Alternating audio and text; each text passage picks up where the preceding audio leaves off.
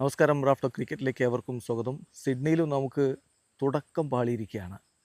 ഇന്നലെ വന്ന റിപ്പോർട്ടുകളൊക്കെ ശരിയായിരുന്നു. രോഹിത് ശർമ്മ പിന്മാറിയിരിക്കുന്നു. നായകൻ്റെ റോളിൽ ജസ്പ്രീത് ബുംറയാണ്. ടോസ് ലഭിച്ച ടീം ഇന്ത്യ ബാറ്റ് ചെയ്യാൻ വേണ്ടി തീരുമാനിച്ചു. പക്ഷേ ആദ്യ ദിവസം ലഞ്ചിൻ്റെ സമയമാകുമ്പോഴേക്കും നമ്മുടെ 3 ബാറ്റർമാർ മടങ്ങിയിരിക്കുന്നു. 3 വിക്കറ്റ് നഷ്ടത്തിൽ 57 റൺസാണ് ടീം ഇന്ത്യ കുറിച്ചിരിക്കുന്നത്. തുടക്കത്തിൽ തന്നെ നമുക്ക് വിക്കറ്റ് നഷ്ടമാകുന്ന ഒരു കാഴ്ച.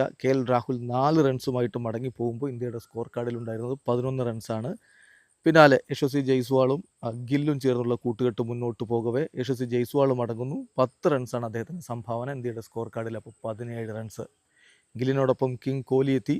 കുറച്ച് സമയം ഒരു ക്രീസിൽ സ്പെൻഡ് ചെയ്തു. പക്ഷേ ലഞ്ചിന് തൊട്ടു മുമ്പ് ഗില്ല് മടങ്ങിപ്പോയി.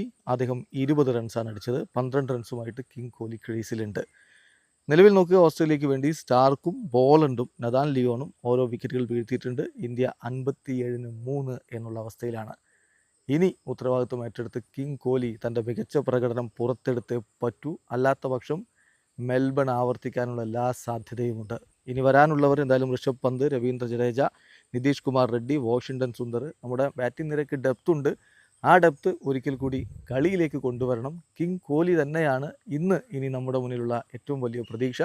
അദ്ദേഹം ക്രീസിൽ നിലയുറപ്പിച്ച് മുന്നോട്ട് പോവുകയാണെങ്കിൽ, രണ്ടാം സെഷനിൽ വലിയ പരിക്കില്ലാതെ മുന്നോട്ട് പോകാൻ കഴിഞ്ഞാൽ ഈ ഒരു വീഴ്ചയിൽ നിന്ന് നമുക്ക് രക്ഷപ്പെടാൻ കഴിഞ്ഞേക്കാം. എന്തായാലും നിരാശയാണ് സിഡ്നിയിലും തുടക്കത്തിലുണ്ടായിരിക്കുന്നത്. വീഡിയോ അവസാനിക്കുന്നു. ക്രിക്കറ്റ് ലോകത്തെ കൂടുതൽ വിശേഷങ്ങളുമായി റാഫ്റ്റോക്സ് വീണ്ടും എത്താം.